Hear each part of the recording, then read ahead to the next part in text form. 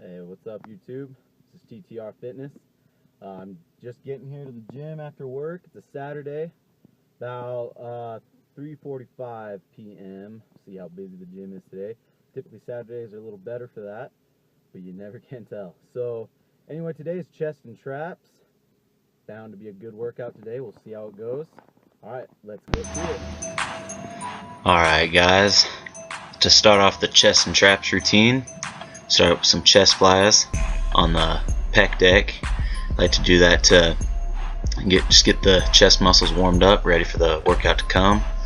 It's really good just to, not do, I don't do this to it's not what I swear by, but it's something that'll just get you nice and warmed up, ready to go. Keep it a lighter weight, but make sure you get about 10 to 15 reps.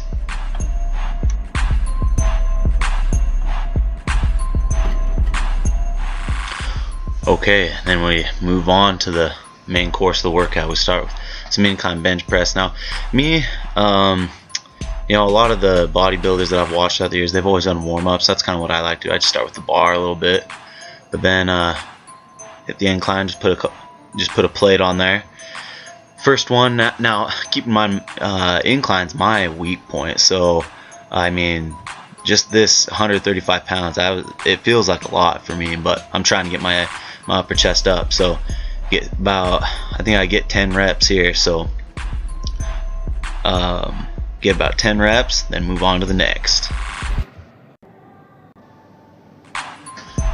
See, now for the second set here, we move on up to 155. I think I get 7 or 8 on this one. I'm not quite sure. I don't remember, but it's good. I don't go all the way up. I don't extend all the way up. Keep that constant tension on my upper chest muscles. Come down all the way and go up about 3/4 the way. That keeps that constant tension. Now you see I'm getting tired. I kind of locked out right there, but yeah, got my reps. So move on to the third set. The third set, we'll put on a little bit more weight. Went up to 170. Now my brother is out of town. He would typically be recording with me. He'd be here to spot me and whatnot, but I'm not too comfortable doing tons of weight by myself. Nobody really should, in my opinion. You shouldn't do a lot of weight unless you have a spotter. But anyway, I'm trying to get these out. I only get 4 reps. Believe it or not, I rack this, but I pump out 2 more. You can take it or leave it, but I did that. Alright, then after the incline, we move on over to the flat bench. Now, like I said before, I always like to just hit a nice warm-up, something I can get about 10-15 times, just to warm me up for that type of movement. You're always doing something different with your shoulders and your chest. It's always a different muscle group on your chest, so I always just like to warm it up just to get myself used to the range of motion that I'm going to be having. Alright, now we're getting into the working sets. Now, see, it was tough for me to get these camera angles, but I showed you right there. I got a plate and a 10 on there. About 155 right here. I get 10 reps on this one. Like I said, I'm not going all the way up on flat either. I really don't go all the way up on any of my workouts, extending, that is to say. And I get 10 reps. Nice slow and controlled movements, getting that nice squeeze in the chest muscles. And then we move on up to 185. I'm making sure I'm pointing the camera so you guys see what I'm doing here. And for me, now this doesn't have to work for everybody. I know it doesn't, but on these heavier weights, I put my feet up on the bench. A lot of people say, "Oh man, don't do that. It's unstable." Whatever. Everybody has their own opinions on it. For me, I don't know. It makes me feel a little more isolated on my chest. I like it. It keeps me from arching my back, to be quite honest with you. But on this one, I think I hit about 5 or 6, then I rack it and pump out another one. Let's see where I get to. Oh, looks like, foot slid off there, so I rack it. Speed it up here so you don't. I was kind of pissed I didn't get that, so I didn't get off the bench. Went and racked it off one more time. Let's see, I get 6, 7. So as long as your as long as you're hitting your reps, I mean, that's what you got to do. You got to at least stay consistent on something. And then I go back down, go about 10 pounds lighter, and I shoot for about 8 to 10 on this as well. This is a type of style of lifting that I've always been fond of. Start a little lighter, then jump up, and then go back down, not to your lightest weight, but to a weight right in between. So it's still giving you quite a struggle on there when you're trying to put it up, but you're not going to kill yourself trying to get that up there.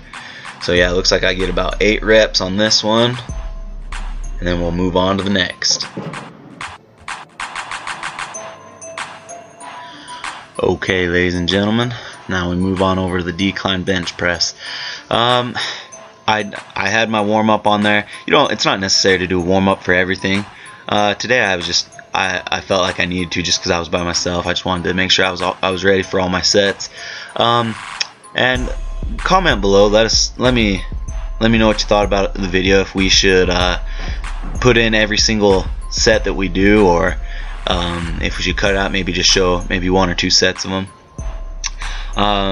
Just kind of thought that I'd put them all in today, just to let you see what we're working with here.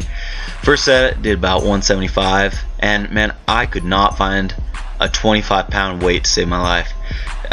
For a Saturday, it was insanely busy. Could not find any of the weights, so I had to slap a 5 on there, and I hate stacking the weights out like that.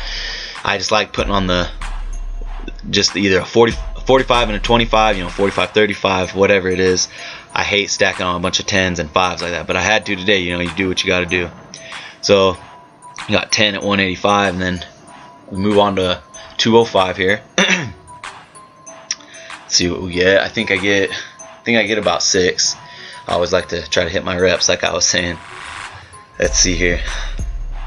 Decline, you'll notice that you'll always be able to do a little bit more weight than you'd normally be able to on a flat bench, or definitely even at the incline bench. You're at that angle. That's why you see a lot of people kind of arching their back. It's a little easier to be at that declined angle. Alright, there's 4. And there's 5. Oh, okay. I got 5 on that one. Alright, moving on to the next. We're going on to incline dumbbell flies. And I set my incline to about 30 degrees on that bench. It's about right. You want to be really careful on these, because if you're not careful with these dumbbell incline flies, you can really mess up your shoulders. And if you'll notice, when I go up to the top, I'm not clicking the dumbbells together. It's not necessary to go all the way up, because you're not keeping any tension on that whatsoever on your chest muscles.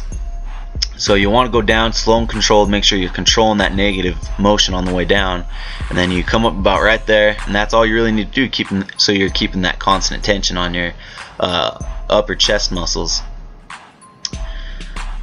Let's see, we get about 8 to 12 of that. Then we move on. It was a little harder for me to. Oh, and you see right here, I'm not even there. I had to run over and grab these weights before somebody else grabbed them. Like I said, it was crazy that day.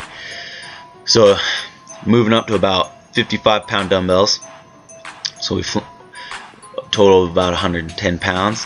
And like I said, you want to make sure you got a good grip on those, and you're controlling that negative range of motion. The last thing you want to do is want to come down too fast and tear a tendon in your shoulder or mess with your rotator cuff, because then you're done. So you always want to try to work your way up in weight on these ones. You don't want to start heavy. If you got to start with a 30-pound dumbbell, you got to start with a 30-pound dumbbell.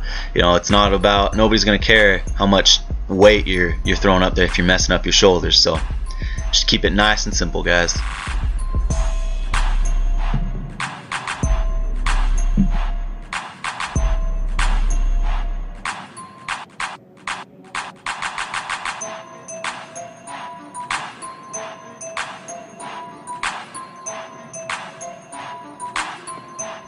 Okay, and for this third and final set, I'm actually just doing the 155s again. I went to go grab these 60s, and there was only one of them over there. Some guy was, he was just kind of sitting there on his cell phone holding the 60. But everybody in there is paying for their membership, so I guess if he wants to waste his time on a cell phone, that's his choice. So anyway, I just went back with the 55s. Ended up being a pretty good set for me. So we'll move on to the next. Okay guys, and now to finish off the chest part of our routine, we're gonna hit some cable crossovers. It's one of my favorite routines to always end my chest routines with.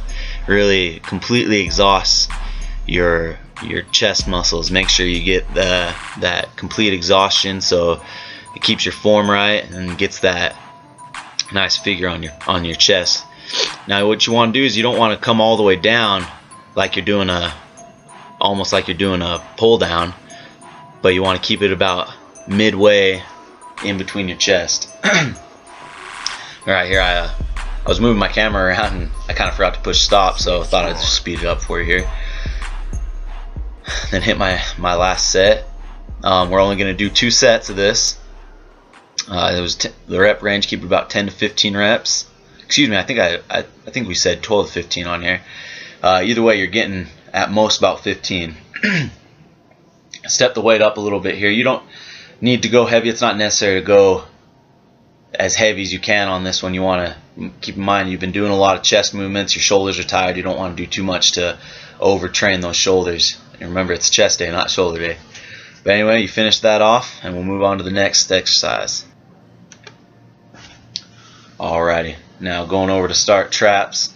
We're going to do 2 sets of dumbbell rows, 8 to 12 reps. You know, a lot of times you'll see people doing the most common one is the barbell row, and that's great for your shoulders and your rear delts. This one we have found that it really focuses on your traps. You'll get a nice deep burn, feels great, and I think you guys will really like it. So stay real focused, keep that slow and controlled movement, and we'll move on to the next.